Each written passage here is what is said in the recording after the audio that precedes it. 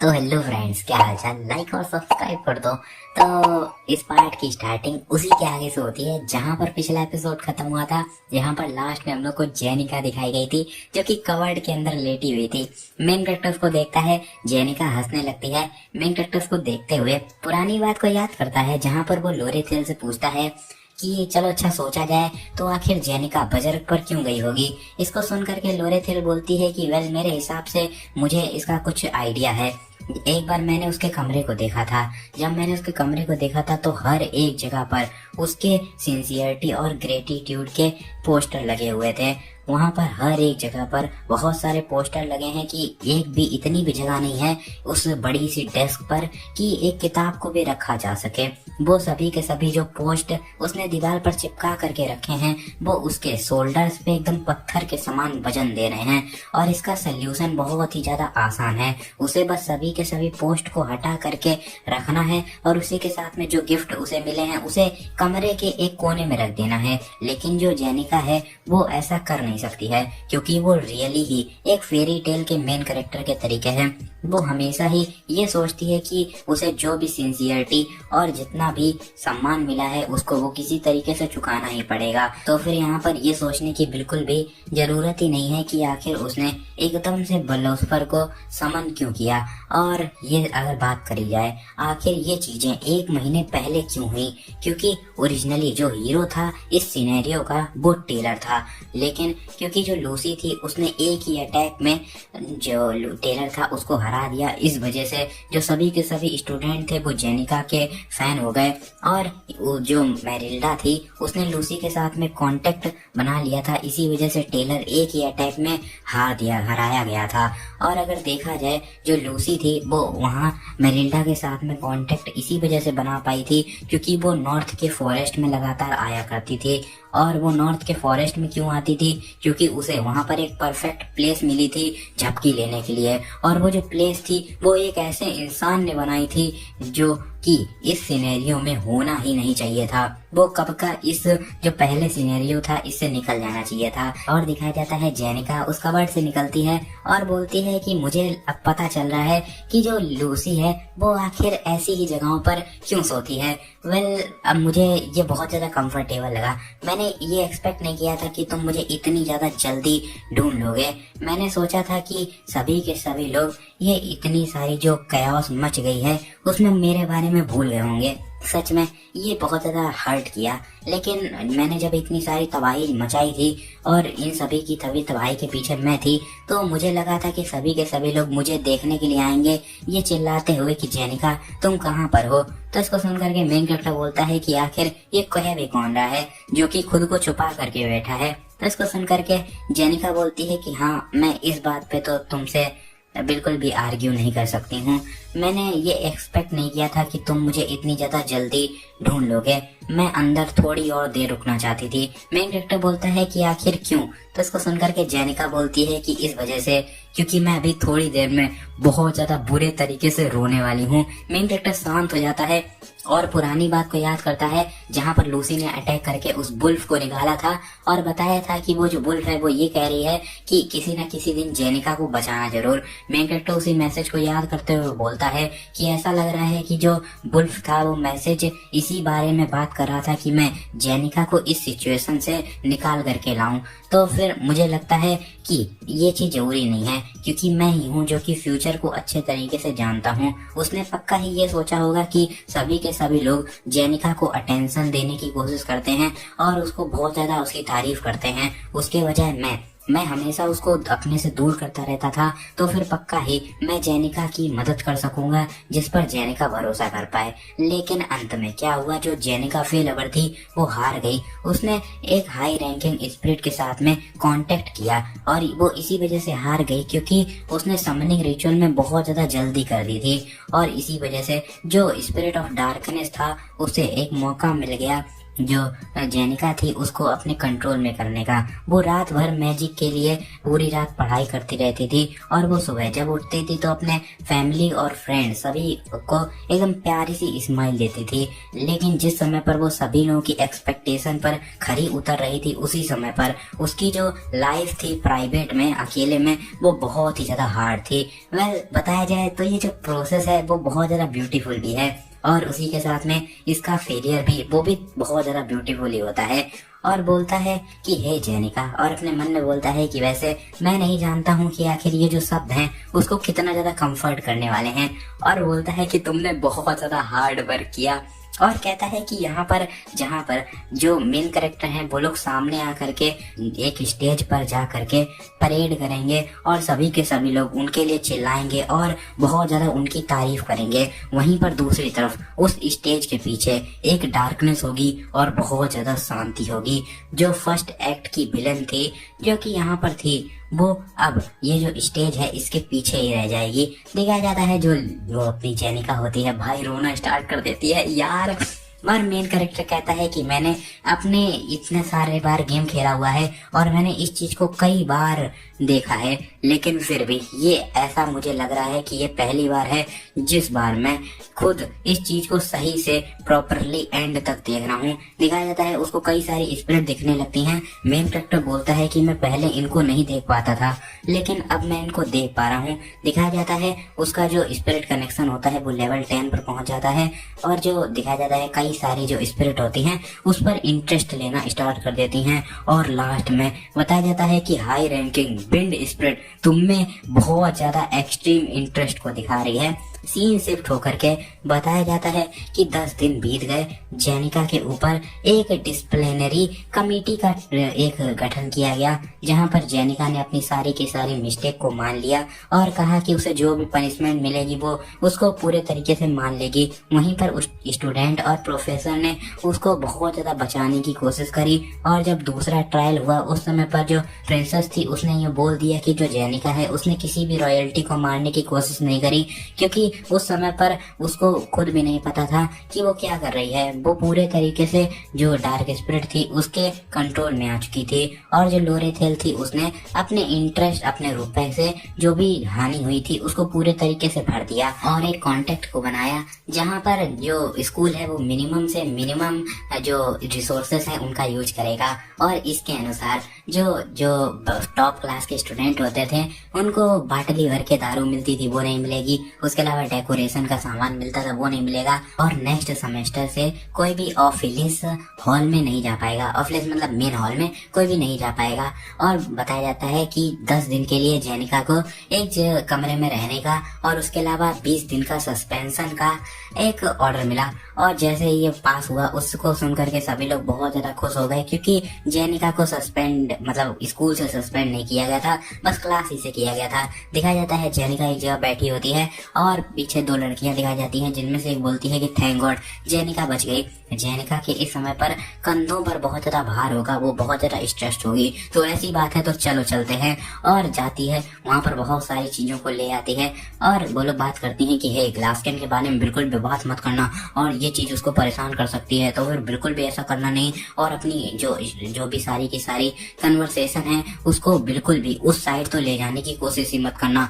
और एक बोलती है कि चलो ये सारी चीजें मैंने तुम्हें बता दी अनीस, दूसरी बोलती है कि हाँ क्लारा मैंने सुन ली, और बोलती है कि चलो चलते हैं अब जेनिका के पास। और जेनिका अपने बालों को पकड़ करके ऐसे एकदम शर्माते हुए बोलती है कि पसंद करना और प्यार करना किसी को, आखिर तुम इसको कैसे बताओगे कि इनमें क्या अंतर होता है। यार इस स्माइल पे कौन नहीं मर जाएगा भाई, क्या अदाएं हैं। आज से ये मेरी वाइफ हूँ।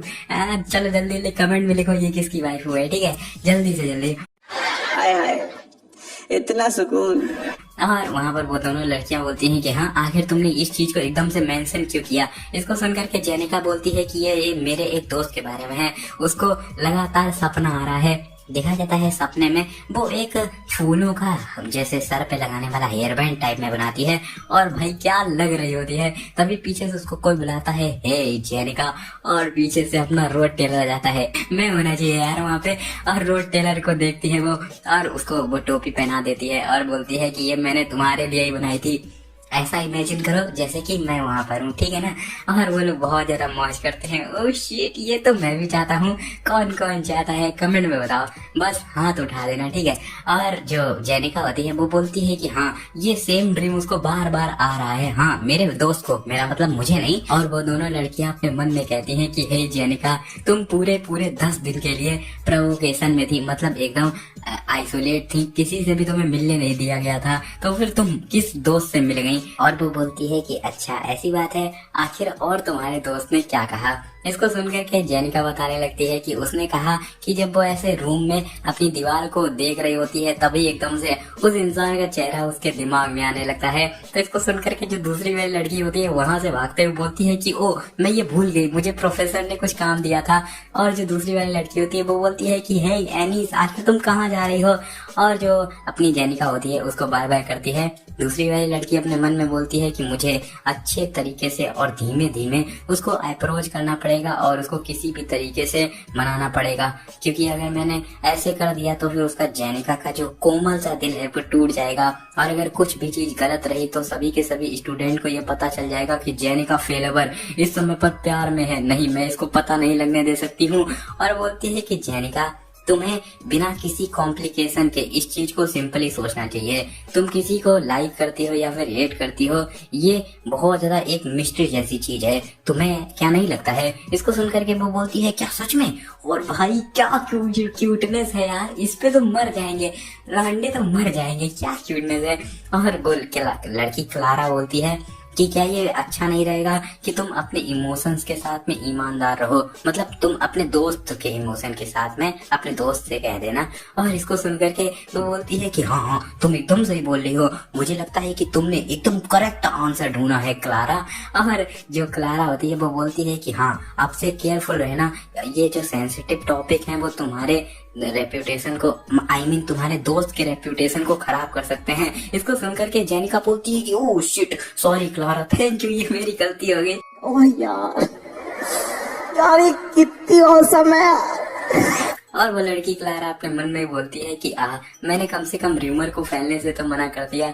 जेनिका बोलती है कि थैंक यू क्लारा, क्लारा तुमने मुझे इतना ज्यादा अच्छा जेन्युइन एडवाइस दी। और अब मुझे जल्दी से जल्दी मेन हॉल में जाना है अपनी सस्पेंशन को रिपोर्ट करने के लिए। और वो लड़की क्लारा भी बोलती है कि हाँ हाँ, और मुझे भी इस समय पर कुछ चीजें हैं जिनको भी सोचना है, और बाय बाय कर देती है और एकदम अपने मत्थे में लेट जाती है और बोलती है कि मैंने ये कर दिया। एनी सीन शिफ्ट करके अपने मेन कैरेक्टर का दिखाया जाता है और कहता है कि मैंने बहुत समय तक रुपए को बचाया और इस वजह से जो फोनिया थी उसके कुछ पेटिशन के कारण जो मेरी अगले सेमेस्टर की फीस थी उसको माफ कर दिया गया, और जितने मैंने गोल्ड कॉइन बचाए थे उससे मैं कुछ टूल्स को खरीद लाया हूँ। तभी वो जेनिका को सामने देखता है और उसको देखते हुए बोलता है कि वेल, अब मैं इतने समय से उसको अवॉइड कर रहा था, लेकिन अब देखा जाए जो फर्स्ट एक्ट है वो पहले से ही हो चुका है, तो जो जेनिका है अब मेन कैरेक्टर से निकल चुकी है। अब मेरे हिसाब से मुझे उसको अब अवॉइड करने की जरूरत नहीं है।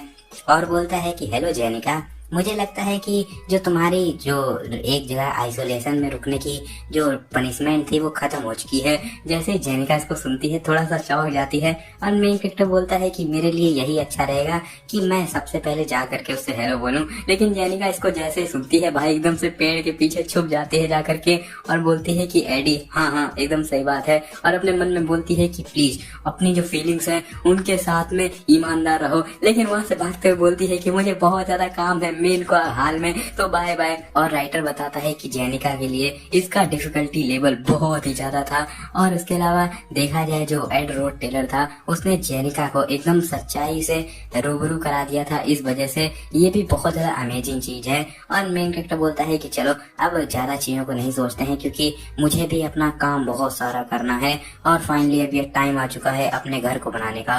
डे 1 दिखाया जाता है। वो बोलता है कि पहले दिन मैंने अपना झोपड़ा बनाना है, उसकी पहले जगह को सोचा और मैंने एक ऐसी जगह को ढूंढा जहाँ पर बहुत ज्यादा अच्छी जगह हो और वहाँ पर कई सारे पेड़ हो जिनके नीचे मुझे छांव भी मिल सके और मैं शांति में वहाँ पर लेट सकूं। और डे 3 का सीन दिखाया जाता है। वो बोलता है कि मैंने फिर लकड़ियों को जमा करना स्टार्ट कर दिया क्योंकि मैं बिंड ब्लेड में बहुत ज्यादा ऊपर लेवल तक पहुंच गया था, तो ये चीजें बहुत ज्यादा आसानी से हो गई। और डे 6 का सीन दिखाया जाता है। वो बोलता है कि मैंने लकड़ियों को जमा करने को रोक दिया क्योंकि जो सेमेस्टर के एंड रिजल्ट थे वो आ गए। दिखाया जाता है उसकी जो प्रैक्टिकल ट्रेनिंग होते हैं उसमें कम कम मार्क्स आए होते हैं, लेकिन थ्योरी में भाई साहब ए प्लस सब में ऐसे आए होते हैं। और मेन कैरेक्टर बोलता है कि मुझे बहुत ज्यादा हाई स्कोर मिले हैं प्रैक्टिकल में, और जो मेरे रिजल्ट हैं थ्योरी में वो बहुत एवरेज बंदे से तो बहुत ही ज्यादा हैं। और जब भी मैं जेनिका के सामने जाता हूँ, जेनिका बस लगातार मुझे इग्नोर करती रहती है, और जो जेनिका के दोस्त क्लारा और एनीस होते हैं वो दोनों मुझे ऐसे देखते हैं जैसे कि मुझसे कह रहे हो कि कभी भी जेनिका के सामने मत आओ। मेरा कुछ ऐसा प्लान भी नहीं है। और बोलता है कि उसके बाद 18 दिन बीत गए, मैंने सारी की सारी जो भी लकड़ियां थी उनको जमा कर लिया। उसी के साथ में मुझे नहीं लगता है कि कोई इतना ज्यादा विंड ब्लेड में प्रोफिशेंट बना होगा। 20वें दिन का बताया जाता है कि वैकेशन स्टार्ट हो गई तो मैंने अपना पूरा का पूरा टाइम अपने हट को बनाने में ही लगा दिया। और एक स्पेशल इंसिडेंट के बारे में बताता है कि मैंने जहाँ पर ट्रैप लगाया था वहां पर जब मैं गया तो मैंने देखा वहां पर लूसी उसमें ट्रैप में फंसी हुई थी, जो कि एकदम आसानी से सो रही थी। भाई ये कितना सोती है, कुछ कहने को नहीं। और मेन कैरेक्टर उसको देखते हुए बोलता है कि मेरे हिसाब से मुझे चारे के रूप में जर्की को लगाने से रोक लगानी चाहिए। और डे 27 का सीन दिखाया जाता है। बताता है सीनियर मेट बेले माया आई थी और मुझे कई सारे हर्ब और मशरूम दे गई थी, और उन्होंने मुझसे पूछा कि जेनिका के साथ में कैसा चल रहा है। तो मैंने कहा कि मेरे हिसाब से जो जेनिका है मुझे हेट करती है। तो इसको सुन करके उन्होंने अपना जो सर था एक तरफ मुड़ा दिया। और डे 30 का सीन दिखाया जाता है। वो बताता है कि उस दिन मैंने अपना घर बनाने की कोशिश करी, लेकिन मैंने एक पिलर गलत लगाया जिस वजह से पूरा घर ही कोलैप्स हो गया। तब मुझे पता चला कि हर जगह पर सिर्फ कीले ठोकने से कुछ नहीं होने वाला है, मुझे सारी की सारी चीजों को एकदम करेक्ट बैलेंसली लगाना पड़ेगा। और मैं जब भी बेकरी लेने के लिए जाता था तब जेनिका से मिलता था, लेकिन जेनिका बस मुझे जैसे ही मेरी आंखें मिलती थी उससे तुरंत ही इग्नोर करके भाग जाती थी। और उनकी दोस्त, अरे क्या बताऊं, वो तो मुझे डरा ही रही हैं। और उसके अलावा जो डे 37 था उस समय पर जिक्स मेरी मदद करने के लिए आया, और जिक्स बोलता है कि तुमने सही कहा था, जो टेलर है वो अच्छा बंदा है। मेन कैरेक्टर बोलता है क्या सच में? और अपने मन में बोलता है कि बहुत अच्छे, जो सारी की सारी चीजें हैं वो ओरिजिनल स्टोरी लाइन के अनुसार ही चल रही हैं। और जिक्स पूछता है कि क्या यहाँ पर भी हम लोग को जो कीले हैं वो ठोकनी है? तो वो बोलता है कि नहीं, उस जगह को छोड़ दो, वहाँ पर चिमनी बनानी है। डे 45 का सीन दिखाया जाता है जहाँ पर फाइनली उसका घर बन जाता है। मेन कैरेक्टर बोलता है कि देखा जाए तो फिर इस जगह पर ना कोई अच्छी सी कोई मतलब दीवार है और ना ही कुछ फर्नीचर है, लेकिन फिर भी ये एक झोपड़ा जैसा ही है। लेकिन फिर भी इसके आसपास 4 लकड़ी की दीवारें हैं, उसी के साथ में सर पे एक छत भी है। अगर मैं गेट को बंद कर लेता हूँ तो फिर कोई भी इंसेक्ट अंदर नहीं आने वाला है। और उसी के साथ में जो उसने नया घर बनाया होता है उसके बदले में उसे कुछ स्किल मिलती हैं। और दिखाया जाता है दूर से कोई इसको देख रहा होता है। मेन कैरेक्टर बोलता है कि अब मेरे पास में भी एक घर है। दिखाया जाता है अपनी जेनिका क्यूटी पाई को देख रही होती है, आई लव यू जेनिका। ठीक है, तो एंड करते हैं इसी के साथ में इस चैप्टर को। और यहाँ ये वाला चैप्टर इस वजह से छोटा था क्योंकि यहीं से पूरी सिनेरियो पिछला वाला जो एक्ट 1 था वो यहीं पर मान लो खत्म हुआ है, क्योंकि वो तो खत्म हो गया था, मुझे लगा वहीं पे खत्म कर दूं, लेकिन अभी आगे इतनी सारी स्टोरी बची हुई थी तो अब एंड हो चुकी है। अगले से नया सिनेरियो स्टार्ट होगा। ठीक है, तो एंड करते हैं बिना किसी बकवास के। मिलेंगे नेक्स्ट एपिसोड में। Till then tata, take care, bye bye.